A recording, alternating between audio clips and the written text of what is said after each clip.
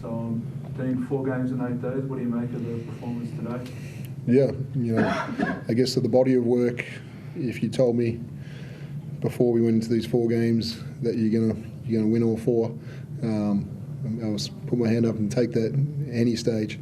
But today I thought there was always going to be great energy levels for those other 3 games, and today I was a little concerned that we hadn't had a practice that had any intensity to it during this period, and would we be able to get to the level that we needed to, effort-wise and energy-wise and defensive. And we didn't to start with, and it took some other people to come off the bench and exert some energy into the game, and that drove other people. I thought, Melo's, once he came out and came back in, amazing game. You go 11 for 13, hold Randall to a decent total, and defend the way he did today. Outstanding contribution from him today. But yeah, I thought some of those bench productions were really good. Thought Pledger was good off the bench today. Thought Joe Cool's, first time in was really effective as well. And we saw a little bit more from Casey Prather today. Just a couple of really key steals when we needed them. That dunk's not far away. You're going to have Casey doing some indies on his dunks this week, and just getting it back. I mean, he hit it pretty hard. Yeah, he gave it everything he had. I love the way he ran around today, and obviously Mitch.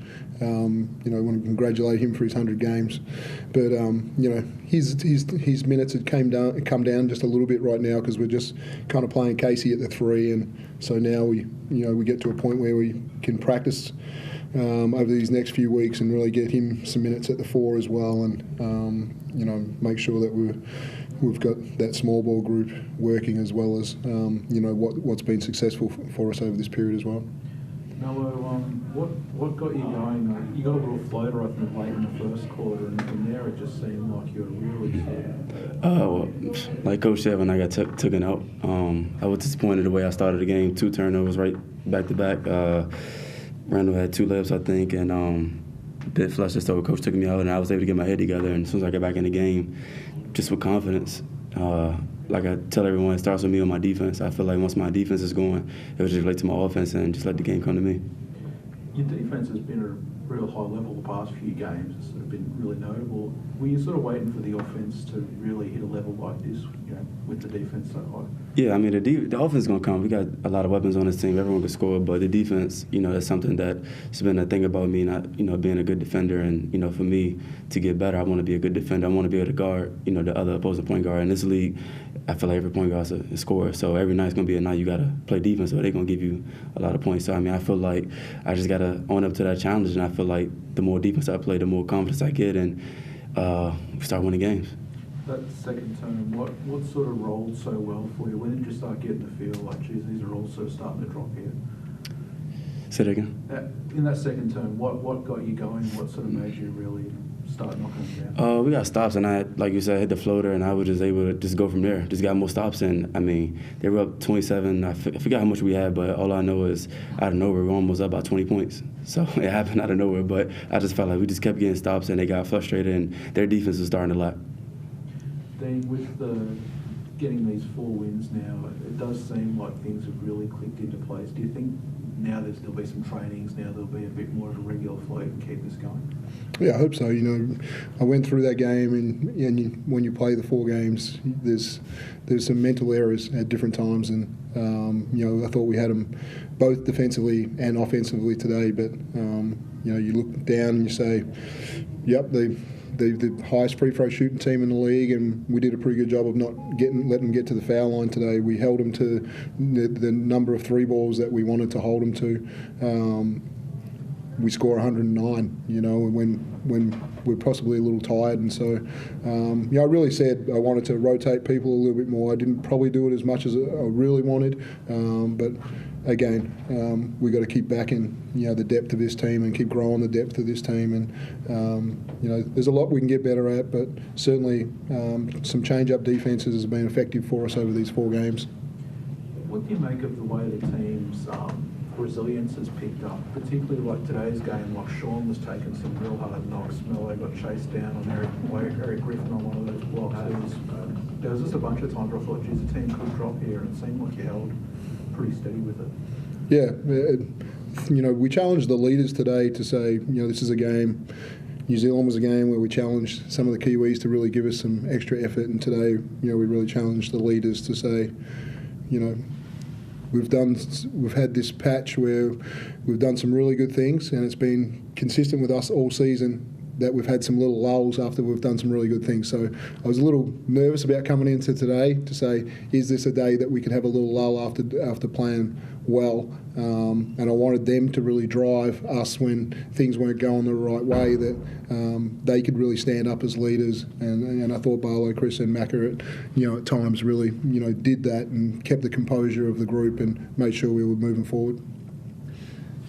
You've now got the Phoenix in the third derby game coming up. You've both got winning records now, and kind of both getting into the season well. Yeah. Does it feel like, kind of with each contest now, that rivalry's kind of starting to pick up, the games are becoming more important, not just in terms of like the rivalry locally, but in terms of the competition?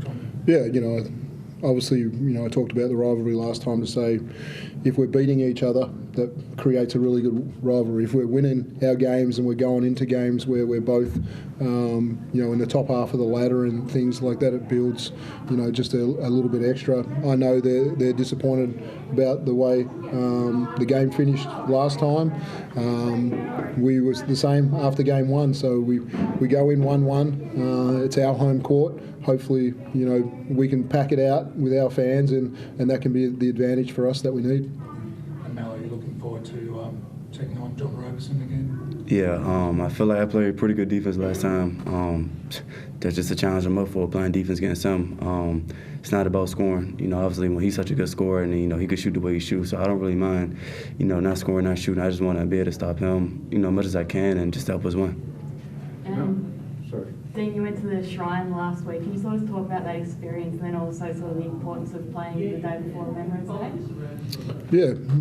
I'm not sure what everybody expected going into it. I'd be interested to have Melo's point of view as well. Obviously for an Australian to, remember, what happened World War One, and the things that I took out of it were the youth, you're 19 or 17 years old, and you're going to war for your country and stuff like that. And we're lucky enough to have the privilege not to have to do that for what people did before us. So, and then there's all the mateship, all the I've got your back mentality of just going through the Shrine that is pretty, that's was relevant to us, and to go through the Shrine and then win 4 games in a row. Whether did it have an effect, it certainly sent a good message to the group anyway.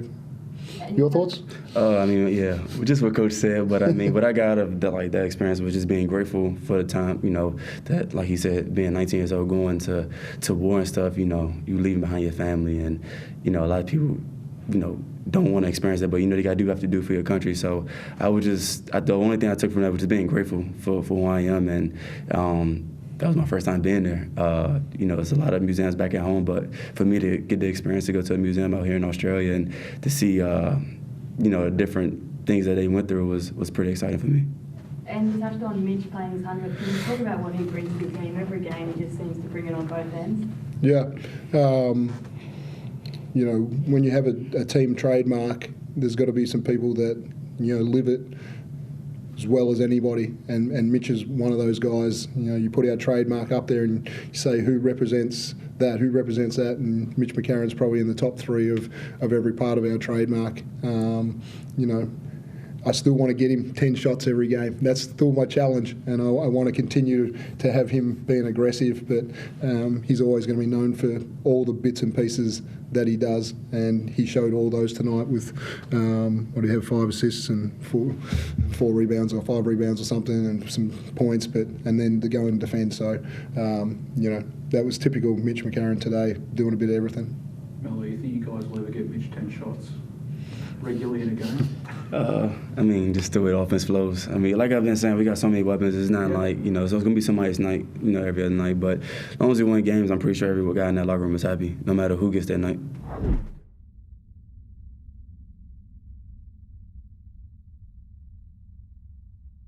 Melbourne.